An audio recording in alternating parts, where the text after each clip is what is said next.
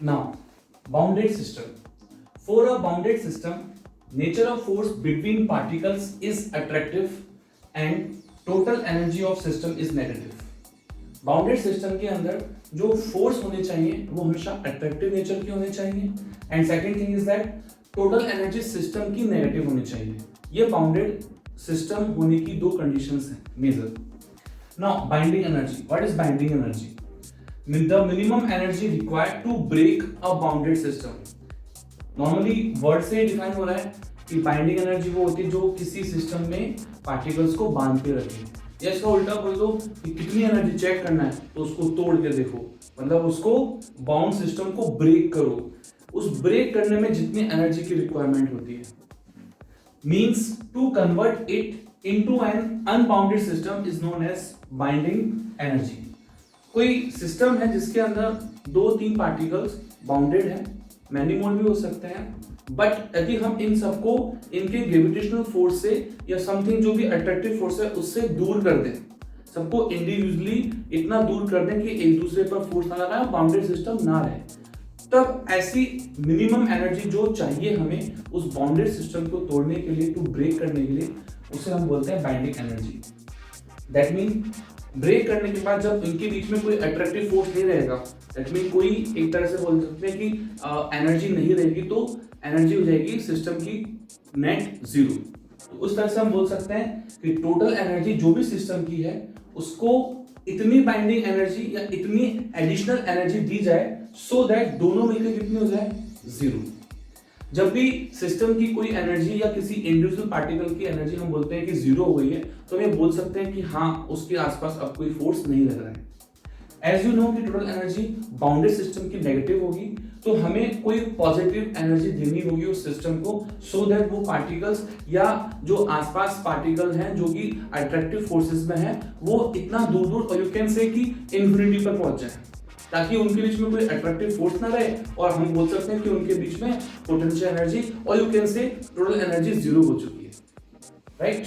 तो binding energy को इस प्रकार डिफाइन कर सकते हैं, टोटल एनर्जी का negative. That mean generally bounded system में मैंने अभी कहा था ऊपर ही कि एनर्जी, बाइंडिंग एनर्जी से पहले बाउंडेड सिस्टम की जो टोटल एनर्जी है वो नेगेटिव होती है. तो जो भी नेगेटिव एनर्जी होगी, टोटल एनर्जी नेगेटिव होगी, उसका भी नेगेटिव बाइंडिंग एनर्जी कहलाएगी. दैट मीन आपको हमेशा बाइंडिंग एनर्जी कोई पूछे तो आपको आंसर हमेशा प्लस में छोड़ना है. Now next, escape energy and ionization energy are practical examples of binding energy. आपने देखा होगा एस्केप एनर्जी क्या थी? The minimum energy required to move a particle from a particular place to infinity. अब इंफिनिटी पे क्या हुआ आप खुद सोचिए. इंफिनिटी पर दो पार्टिकल्स के बीच में अट्रैक्टिव फोर्स रहा ही नहीं और यू कैन से कि उसकी एनर्जी जीरो हो गई. एक तो काइनेटिक एनर्जी वहां है नहीं इंफिनिटी पर, समथिंग प्लस जो पोटेंशियल एनर्जी है वो जनरली जीरो ही होती है. तो इस तरह से बोल सकते हो कि एस्केप तो हम अभी भी पढ़ चुके हैं, एक बाइंडिंग एनर्जी का एग्जांपल है. और आयनाइजेशन आपने केमिस्ट्री में पढ़ा होगा कि एक पर्टिकुलर आयन को और दूसरे आयन से सेपरेट करना है. कितना सेपरेट करना है? इतना दूर कर दो कि उनके बीच में कोई अट्रैक्टिव फोर्स ना रहे. तो ये दो एग्जांपल्स हैं. Now relation between the energies. As you know अभी अभी आपने सैटेलाइट के लिए काइनेटिक, टोटल और पोटेंशियल एनर्जी के बीच में रिलेशन दिखाया था. बस मैंने बीच में इसमें एक बाइंडिंग एनर्जी टर्म ऐड कर दी जो कि होती है टोटल एनर्जी के नेगेटिव के इक्वल.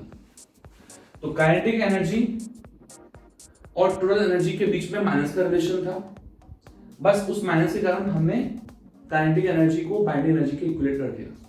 पहले आप ये बोल सकते हैं काइनेटिक, टोटल और पोटेंशियल, इनके बीच में हमें रिलेशन मालूम था, बीच में मैंने बाइंडिंग एनर्जी डाल दी. एज यू नो काइनेटिक और टोटल एक दूसरे के नेगेटिव थे, तो यदि मैं टोटल एनर्जी का नेगेटिव करूंगा तो बाइंडिंग एनर्जी आ जाएगी और वही बाइंडिंग एनर्जी काइनेटिक एनर्जी के इक्वल होगी. और यू कैन से बाइंडिंग एनर्जी होगी माइनस ऑफ पोटेंशियल एनर्जी का हाफ ऑफ दैट सैटेलाइट. चलिए वो एग्जांपल को मन में रखते हुए सैटेलाइट वाला इसको आप देख लेते हैं. अच्छा एक चीज और कि काइनेटिक एनर्जी का फॉर्मूला होता है हाफ mv0 स्क्वायर. तो ये भी इसके इक्विवेलेंट है और यदि v0 की जो वैल्यू थी अंडर gm पर यार रख देते हैं तो gmm/2r वो भी बाइंडिंग एनर्जी की वैल्यू आप बोल सकते हो. लेट्स सी ग्राफ से देखते हैं. हियर हमने 3 वैल्यूज लिए हैं, काइनेटिक, पोटेंशियल, टोटल, और तीनों ही सैटेलाइट के लिए Gm/2r काइनेटिक का है, पोटेंशियल का है -Gm/r, इसमें 2 नहीं आता है, और टोटल एनर्जी जो होती है वो काइनेटिक की नेगेटिव होती है, और यू कैन से कि काइनेटिक टोटल एनर्जी के नेगेटिव होती है, दोनों एक दूसरे नेगेटिव होते हैं क्योंकि देखो नंबर सेम है, Gm/2r, बस एक प्लस है और एक माइनस, बस आपको ये याद रखना है ना। अब ग्राफ देखिए, ग्राफ में आप पहले से देख सकते हैं कि पहले तो इन वैल्यूज को देखिए, काइनेटिक एनर्जी पॉजिटिव है तो काइनेटिक एनर्जी पॉजिटिव, मतलब फर्स्ट क्वाड्रेंट में ग्राफ आ रहा है, पोटेंशियल एनर्जी और टोटल एनर्जी नेगेटिव है तो ग्राफ तथा उनका फोर्थ क्वाड्रेंट में। नाउ टोटल और काइनेटिक एक दूसरे के इक्वल है बट नेगेटिव में, तो सबसे पहले आप काइनेटिक एनर्जी ग्राफ बनाइए, क्योंकि काइनेटिक एनर्जी r के इनवर्सली है तो ये इनवर्सली ग्राफ बन गया, इसको आप रेक्टेंगुलर हाइपरबोला बोल सकते हो, इसका जस्ट मिरर इमेज बन जाएगा क्योंकि वैल्यू सेम है और बस माइनस साइन का डिफरेंस है, तो टोटल एनर्जी और ग्राफ बन जाएगा just in fourth quadrant mirror image. तो काइनेटिक और टोटल हर जगह, जैसे कि मैं 3 पॉइंट लिए ए बी सी, तीनों जगह दोनों की वैल्यू सेम है। ए के ऊपर यदि ये पॉइंट हम चूज करेंगे तो ए के ऊपर ग्राफ जितना ऊपर है ए के नीचे भी ग्राफ उतना ही नीचे है, लेंथ सेम है, राइट, तो ऐसे हम ग्राफ बना लेंगे। बट पोटेंशियल एनर्जी यहां से देख सकते हैं, पोटेंशियल एनर्जी काइनेटिक एनर्जी का ट्वाइस है, राइट, या टोटल एनर्जी का ट्वाइस है। यहां देख लीजिए, पोटेंशियल एनर्जी में 2 नीचे नहीं आ रहा है, तो ये टोटल एनर्जी या काइनेटिक एनर्जी दोनों में से किसी को भी लूं और मल्टीप्लाई बाय 2 कर दूं तब आपको पोटेंशियल एनर्जी आता है। दैट मीन, और ऑब्वियस पोटेंशियल एनर्जी नेगेटिव होती है तो टोटल एनर्जी का ट्वाइस करना है हर जगह। दैट मीन यदि ए पॉइंट पर ग्राफ टोटल एनर्जी का इतना नीचे है तो इतना ही नीचे और चल जाइए तब आपको पोटेंशियल एनर्जी का ग्राफ मिल जाएगा, and so on, her point पर आपको ऐसा ही करना है। तो इसलिए पोटेंशियल एनर्जी का ग्राफ मैंने नीचे बनाया है, टोटल एनर्जी का ऊपर बनाया है, और total energy as a mirror है काइनेटिक एनर्जी का, यदि हम एक्स एक्सिस को एज अ मिरर मान लें। ओके, तो अब मैं 3 पॉइंट चूज किए हैं, खासकर आप देख सकते हैं पॉइंट ए के लिए। पॉइंट ए के लिए देखो, टोटल एनर्जी राइट नेगेटिव है तो सिस्टम बाउंडेड है, इसको आप ऐसे भी देख सकते हैं काइनेटिक प्लस पोटेंशियल। अब बताइए, ए के ऊपर आप काइनेटिक एनर्जी की वैल्यू देखिए और ए के नीचे पोटेंशियल एनर्जी वैल्यू देखिए, बताइए काइनेटिक एनर्जी ज्यादा है या पोटेंशियल एनर्जी ज्यादा है at point A? Obvious potential energy, but in negative. अब आप सोचिए, मान लीजिए कि काइनेटिक एनर्जी है 2 तो पोटेंशियल एनर्जी होगी 4, वो भी माइनस में, और सिंस टोटल एनर्जी होती है kinetic energy plus potential energy, तो 2 प्लस -4 करिए तो -2 आएगा। तो ए पॉइंट पर टोटल एनर्जी नेगेटिव है एंड सो ऑन, बी पर भी यही है। चलो सी बहुत दूर पॉइंट मान लीजिए, कई लोग बोलते हैं सर अब कुछ गड़बड़ होगी, अभी भी नहीं होगी, ज्यादा से ज्यादा क्या होगा, सी यदि बहुत दूर भी होगा, राइट, तो काइनेटिक एनर्जी आर की वैल्यू इनफिनिट रखोगे तो काइनेटिक एनर्जी आएगी 0, पोटेंशियल एनर्जी आएगी 0, दोनों को ऐड करोगे तो टोटल एनर्जी आएगी 0। तो आप देख सकते हैं सी पॉइंट पर भी टोटल एनर्जी 0 के इक्विवेलेंट हुई और बी पॉइंट पर टोटल एनर्जी 0 से कम थी। इट मींस या तो टोटल एनर्जी नेगेटिव होगी या 0 होगी, कभी पॉजिटिव नहीं होगी। तो इस तरह देख सकते हैं total energy of system is negative. जब तक टोटल एनर्जी नेगेटिव थी तब तक सिस्टम क्या कहलाएगा, बाउंडेड। यू कैन से कि यदि फिजिबल डिस्टेंस है ए बी कोई भी पॉइंट लें तो सिस्टम, खासकर सैटेलाइट अर्थ का सिस्टम, ये बाउंडेड कहलाएगा। हाँ, बाउंडेड कब नहीं कहलाएगा, जब टोटल एनर्जी इंफिनिटी पर जाकर 0 हो जाती है। दैट मीन आप ऑब्वियस आप ये भी बोल सकते हो कि सर इंफिनिटी पे जाएंगे तो सैटेलाइट और अर्थ के बीच में इतना बड़ा गैप हो गया कि क्या पता ग्रेविटेशनल फोर्स 0 हो गया हो, या बिल्कुल सही। तो इस तरह से हम बोल सकते हैं कि वो सिस्टम बाउंडेड नहीं रहा इंफिनिटी पे जाकर। तो ये हमने एग्जांपल लिया है बाउंडेड सिस्टम का। अब हम कुछ न्यूमेरिकल वाले एग्जांपल्स भी लेते हैं। इसमें मैंने फॉर्मूले को बॉक्स कर दिया है, इसको याद रखें।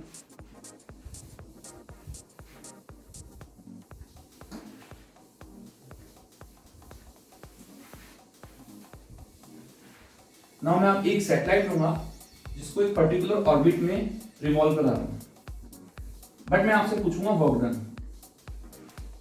वो भी क्यों? क्योंकि यदि मैं उसका ऑर्बिट चेंज करने वाला हूं, लेट्स सी, देखते हैं। एक टॉपिक है work done to move a satellite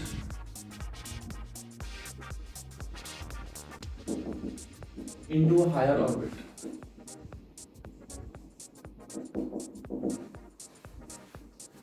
ये Earth, right, mass m, radius r, Earth, ये इसका फर्स्ट ऑर्बिट था सैटेलाइट का। ओके, डिस्टेंस था इसका r1। अब मैं इसको चाहता हूं कि ये बड़े ऑर्बिट में चले जाए।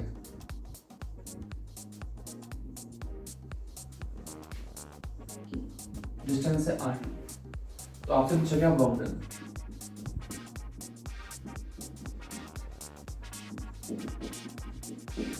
As you know, work done पूछा गया तो एक्सटर्नल एजेंट ही करेगा। एक्सटर्नल एजेंट करेगा तो बताइए फॉर्मूला क्या था? बिल्कुल सही, ध्यान दीजिए। यहाँ अब केवल काइनेटिक एनर्जी या पोटेंशियल एनर्जी अगले नहीं है, दोनों मिक्स होके हमारे पास सिस्टम की टोटल एनर्जी मालूम है। तो आपको वर्क डन निकालने के लिए total energy final minus total energy initial करना होगा। टोटल एनर्जी का फॉर्मूला आपको आता है minus GMM upon yes 2R। और कौन सा R? फाइनली R2 है और इनिशियली है माइनस GMM अपॉन 2R। ध्यान दीजिए, हमने यहाँ सैटेलाइट का मास स्मॉल m अज्यूम किया है और कैपिटल M अर्थ का मास है। और ये जो डिस्टेंसेस ली गई हैं R1 R2 वो सेंटर से ली गई हैं, अर्थ के सेंटर से। और यू कैन से इसको हम रेडियस ऑफ ऑर्बिट भी बोल सकते हैं। ये फाइनल एनर्जी, ये इनिशियल और इनिशियल माइनस। नाउ अब माइनस प्लस, तो प्लस GMM आप कॉमन ले लीजिए, अपॉन 2 भी कॉमन ले लीजिए। ये टर्म हो जाएगी प्लस, ये हो जाएगी माइनस, तो जाएगा answer 1 upon R1 minus 1 upon R2। इस वर्क डन का फॉर्मूला याद रखें, कभी कभी न्यूमेरिकल्स में काम आ सकता है। नाउ अब मैं न्यूमेरिकल ले लेता हूँ आपके लिए, इसको मैं रफ कर देता हूँ।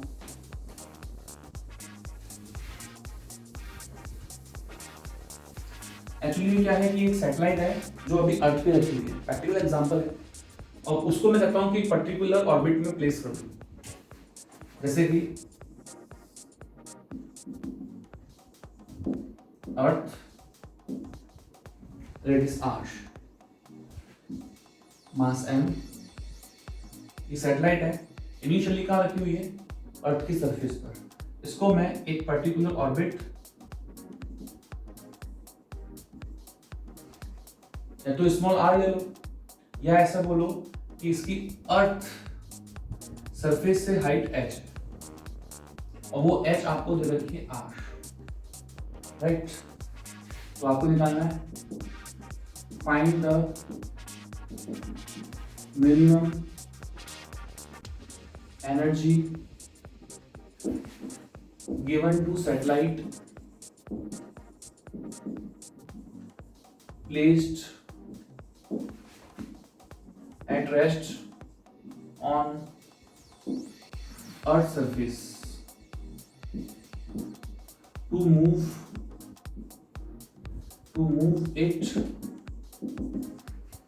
into a